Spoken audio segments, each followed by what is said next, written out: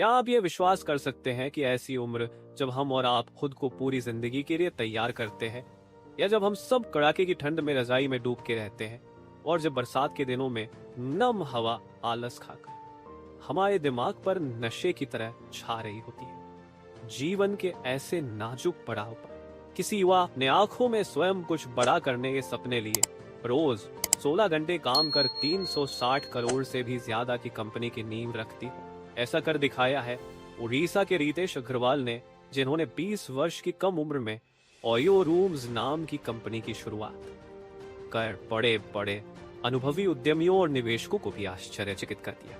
OYO rooms का मुख्य उद्देश्य ट्रैवलर्स को सस्ते दामों पर बेहतरीन मूलभूत सुविधाओं के साथ देश के बड़े शहरों के होटलों में कमरा उपलब्ध कराना है। व्यक्तिगत तौर पर रितेश सामान्य बुद्धि वाले युवा है, दिखने में पतले, लंबे और बिखरे बालों वाले, बिल्कुल किसी कॉलेज के आम विद्यार्थी की तरह। लेकिन कभी कभी सामान्य से दिखने वाले लोग भी ऐसे काम कर जाते हैं जिसकी आपको उम्मीद नहीं होती। रितेश भी एक ऐसे ही युवा उद्यमी है जिन्होंने मात्र 21 साल की छोटी सी उम्र में अपने अनुभव, सही अवसर को पहचानने की क्षमता और मेहनत के बल पर अपने विचारों को वास्तविकता का रूप दे दिया। रितेश अग्रवाल ने बिजनेस के बारे में सोचने और समझने का काम कम उम्र में ही शुरू कर दिया था। इसमें सबसे बड़ी भूमिका उनके पारिवारिक पृष्ठभूमि की थी।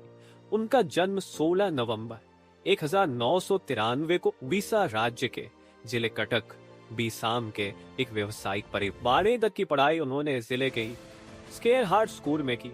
इसके बाद उनकी इच्छा आईआईटी करने हुई, जिसकी तैयारी के लिए वे राजस्थान के कोटा आ गए। कोटा में उनके बस 2 ही काम थे, एक पढ़ाना और दूसरा जब भी अवकाश मिले खूब ट्रैवल करना। यही से उनकी रुचि ट्रैवलिंग में बढ़ने लगी। कोटा में ही उन्होंने एक किताब लिखी, Indian engineering colleges, A complete encyclopedia of top 100 engineering colleges. और जैसा कि पुस्तक के नाम से ही लग रहा है, यह पुस्तक देश के 100 सबसे प्रतिष्ठित इंजीनियरिंग कॉलेजों के बारे में थी। इस किताब को देश की सबसे प्रसिद्ध ई कॉमर्स साइट फ्लिपकार्ट पर बहुत पसंद किया गया।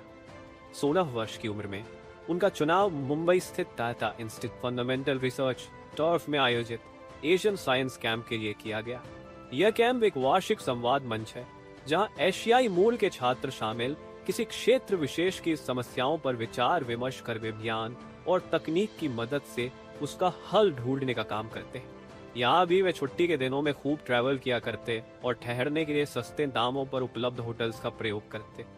पहले से ही रितेश की रुचि बिजनेस में बहुत थी और इस क्षेत्र में वे कुछ करना चाहते थे, लेकिन बिजनेस किस चीज का किया जाए, इस बात को लेकर वे स्पष्ट नहीं थे। कई बार वे कोटा से ट्रेन पकड़कर दिल्ली आ जाया करते और मुंबई की ही तरह सस्ते होटल्स में रुकते ताकि दिल्ली में होने वाले युवा उद्यमियों के आयोजनों और सम्मेलनों में शामिल होकर नए युवा उद्यमियों और स्टार्टअप फाउंडर्स से मिल सके। कई बार इन इवेंट्स में शामिल होने का रजिस्ट्रेशन शुल्क इतना ज्यादा होता कि उनके लिए उसे दे पाना मुश्किल हो जाता। इसलिए कभी कभी वो इन आयोजनों में चोरी चुपके जा बैठते। यही वो वक्त था जब उन्होंने ट्रैवलिंग के दौरान ठहरने के लिए प्रयोग किए गए सस्ते होटल्स के बुरे अनुभवों को अपने बिजनेस का रूप देने की सोची। वर्ष 2012 में उन्होंने अपने पहले स्टार्टअप ऑरवेल स्टेज की शुरुआत की। इस कंपनी का उद्देश्य ट्रैवलर्स को छोटी या मध्य अवधि के लिए कम दामों पर कमरों को उपलब्ध करवाना था, जिसे कोई भी आसानी से ऑनलाइन आरक्षित कर सकता था। कंपनी के शुरू होने के कुछ ही महीनों के अंदर उन्हें नए स्टार्टअप्स में निवेश करने वाली कंपनी वेंचर नर्सरी से 30 लाख का फंड भी प्राप्त हो गया। अब रितेश के पास अपनी कंपनी को आगे बढ़ाने के लिए पर्याप्त पैसे थे। उसी समय अंतराल में उन्होंने अपने इस बिजनेस आइडिया को टाइल फेलोशिप, जो कि पेपल कंपनी के सह संस्थापक पीटर थेल के थेल फाउंडेशन द्वारा आयोजित एक वैश्विक प्रतियोगिता के समक्ष रखा। सौभाग्यवश वे इस प्रतियोगिता में 10वां स्थान प्राप्त करने में सफल रहे और उन्हें फेलोशिप के रूप में लगभग 66 लाख की धनराशि प्राप्त हुई। बहुत ही कम समय में उनके नए स्टार्ट को मिली इन सफलताओं से वे काफी उत्साहित हुए और वे अपने स्टार्टअप पर और बारीकी व सावधानी से काम करने लगे। लेकिन पता नहीं क्यों उनका ये बिजनेस मॉडल अपेक्षित लाभ देने में असफल रहा और ऑरवेल स्टे धीरे धीरे घाटे में चला गया। वे परिस्थिति को जितना सुधारने का प्रयास करते, स्थिति और खराब होती जाती और अंत में उन्हें इस कंपनी को अस्थायी रूप से बंद करना पड़ा। रितेश अपने स्टार्टअप के असफल होने से निराश नहीं हुए और उन्होंने दोबारा स्वयं द्वारा अपनाई गई योजना पर विचार करने की सोची ताकि इसकी कमियों को दूर किया जा सके। इससे उन्हें यह अनुभव हुआ कि भारत में सस्ते होटल्स में कमरे मिलना या न मिलना कोई समस्या नहीं है, दरअसल कमी है होटल्स का कम पैसे में बेहतरीन मूलभूत सुविधाओं को प्रदान न कर पाना। विचार करते हुए उन्हें अपनी यात्राओं के दौरान अपने बजट के होटल्स में ठहरने के उन अनुभवों को भी याद किया, जब उन्हें कभी कभी बहुत ज्यादा पैसे देने के बाद भी गंदे और बदबूदार कमरे मिलते और कभी कभी कम पैसों में ही आरामदायक और सुविधापूर्ण कमरे मिल जाते।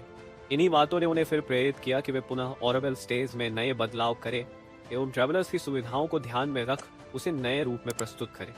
और फिर क्या था, वर्ष 2013 में फिर ओरावेल लॉन्च हुआ, लेकिन इस बार बिल्कुल नए नाम और मकसद के साथ। अब ओरावेल का नया नाम ओयो रूम्स, जिसका मतलब होता है आपके अपने कमरे। ओयो रूम्स का उद्देश्य अब सिर्फ ट्रैवलर्स को किसी होटल में कमरा मुहैया कराना भर नहीं रह गया, अब वह होटल के कमरों की और वहां मिलने वाली मूलभूत सुविधाओं की गुणवत्ता का भी ख्याल रखने लगे। और इसके लिए कंपनी ने कुछ मानकों को भी निर्धारित किया। अब जो भी होटल ओयो रूम्स के साथ जुड़ अपनी सेवाएं देना चाहता है, उसे सबसे पहले कंपनी से संपर्क करना होता है। इसके पश्चात कंपनी के कर्मचारी उस होटल में जा वहां के कमरों और अन्य सुविधाओं का निरीक्षण करते हैं। अगर वह होटल ओयो के सभी मानकों पर खरा उतरता है, अभी वह ओयो के साथ जुड़ सकता है, अन्यथा नहीं। सफलता के कदम इस बार रितेश पहले की गलतियों को दोहराना नहीं चाहते, इसलिए उन्होंने एक बिजनेस फर्म 70 माइयो के सीईओ भावना अग्रवाल से मिल बिजनेस की बारीकियों को बेहतरीन ढंग से जानने का प्रयास किया। इन सलाहों ने आगे चलकर उन्हें कंपनी के लिए अच्छे निर्णय लेने में काफी मदद की। प्रारंभ में ओयो रूम्स को लगातार ग्राहक मिलते रहे, इसलिए उन्होंने लगभग दर्जन भर होटलों के साथ समझौता कर लिया। इस बार रितेश की मेहनत रंग लाई और सब कुछ वैसा ही हुआ जैसा वे चाहते थे। किफायती दामों पर बेहतरीन सुविधाओं के साथ ट्रैवलर्स को यह सेवा बहुत पसंद आने लगी।